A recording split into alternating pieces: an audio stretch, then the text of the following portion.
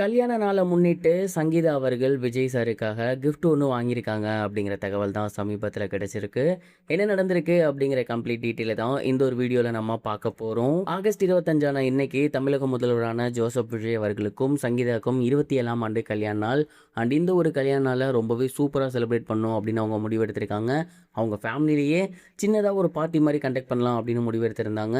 And இதற்காக சங்கீதா அவர்கள் சென்னை வந்திருக்காங்க அப்படிங்கிற தகவல்கள் கூட சமீபத்தில் கிடச்சிருந்துச்சு. இதை தொடர்ந்து சங்கீதா அவர்கள் விஜய் சாருக்காகவே தேடி தேடி ரொம்பவே சூப்பரான கிஃப்ட் ஒன்று வாங்கியிருந்திருக்காங்களாமா. அண்ட் இதற்கான ரீசன் என்ன அப்படின்னா, கிட்டத்தட்ட 4-5 வருஷமாகவே இவங்க 2 பேத்துக்குள்ளே சண்டை மட்டும் தான் போய்கிட்டு இருக்கு. இதற்கிடையில் அவங்க மீட் பண்ணவே கிடையாது. ஈவன் தோ கோர்ட்டில் மீட் பண்ணுவாங்க அப்படின்னு நினச்ச போது கூட அவங்க வீடியோ காலில் தான் மீட் பண்ணியிருந்தாங்க. இந்த ஒரு காரணத்தினால முதல் முறையாக விஜய் சாரை கிட்டத்தட்ட மிகப்பெரிய ஒரு கேப்புக்கு அப்புறம் மேம் வந்து பார்க்க போகிறாங்க இல்லையா, அதனால் அவருக்கு பிடித்தமான கிஃப்ட் ஒன்று வாங்கியிருக்காங்களாமா. அது மட்டும் இல்லாமல் பொக்கேவும் ஒன்று வாங்கியிருக்காங்க. இந்த ஒரு பொக்கே எதற்காக அப்படின்னா, அவர் அரசியலில் ஜெயிச்சு இன்னைக்கு தமிழ்நாட்டின் முதலமைச்சராக மாறியிருக்காரு. இந்த ஒரு விஷயம் நமக்கு வேணால் இப்போ தெரிஞ்சிருக்கலாம். பட் கண்டிப்பாக ரொம்ப வருடங்களுக்கு முன்னாடி அவரோட ஒய்ஃப் கிட்ட அவர் ஷேர் பண்ணியிருப்பார் இல்லையா, அப்போ அவர் சொன்னது இப்போ நடந்துருச்சு, அதற்கு வாழ்த்து தெரிவிக்கணும் அப்படிங்கிற விதத்தில் ஒரு பொக்கேவும் வாங்கியிருக்காங்களாமா. அண்ட் அந்த ஒரு கிஃப்ட் அப்படிங்கிறது ரொம்பவே சர்ப்ரைஸாக இருந்திருக்கு. அண்ட் விஜய் சார் அந்த ஒரு கிஃப்ட்டை ஓப்பன் பண்ணி பார்த்தா தான் தெரியும் அதில் என்ன இருந்திருக்கு அப்படிங்கிறது. அந்தளவுக்கு வந்து அவங்க ரொம்பவே பார்த்து விஜய் சாருக்காக செலக்ட் பண்ணியிருந்திருக்காங்களாமா. அண்ட் இந்த ஒரு ஃபோட்டோஸ்லாம் மட்டும் ஈவினிங் வெளியாச்சு அப்படின்னா உண்மையிலேயே சோசியல் மீடியா ஸ்தம்பிச்சு போயிடும் அப்படின்னு தான் சொல்லணும். தளபதி அவர்களோட கரியரில் இப்போ இருக்க ஒரே ஒரு பிளாக் மார்க் சங்கீதா மேம் வந்து அவங்க கூட சேராமல் இருக்கே தான். அந்த ஒரு விஷயமும் நடந்துருச்சு, ஃபேமிலி ஃபோட்டோலாம் வெளியாகிருச்சு அப்படின்னா அவரை குறை சொல்கிறதுக்கு வேறு விஷயமே இல்லை அப்படிங்கிற மாதிரி தான் எனக்கு தோணுது.